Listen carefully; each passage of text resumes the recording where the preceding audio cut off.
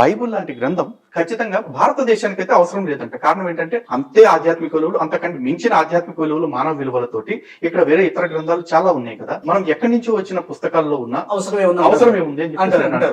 అందుకని నేను దానికేమంటానంటే సూటిగా భగవద్గీతను ధ్యానం చేస్తున్నా, రామాయణాన్ని పారాయణం చేసిన, హైందవ గ్రంథాలు గాని ఇంకేదన్నా కానీ చేసిన, వీళ్ళు కొంతమంది డ్రింకర్స్ గా ఉంటారు, కొంతమంది వ్యభిచారులుగా ఉంటారు. వాళ్ళు చేసే తప్పులుగానే చేస్తారు, భక్తిని చేస్తారు. క్రైస్తవం దానికి యాక్సెప్ట్ చేయదండి. దీన్ని హిందుత్వం ఖండించదు. హిందుత్వమే ప్రోత్సహిస్తారు. ఒకసారి మద్యం ఇవ్వాలి, లేకపోతే దేవునికి ఇవ్వాలి, అయితే మీటింగ్స్ అనుకోండి, అసలు దానికి అట్లాంటిది ఏమి ఉండదు. మరి ఇది ఒక భారతదేశానికి బైబిల్ ఎంత అవసరం అండి? అంటే ఇది పరిశుద్ధం. అంటే దేవుడి సంగతి పక్కన పెట్టేసేయండి.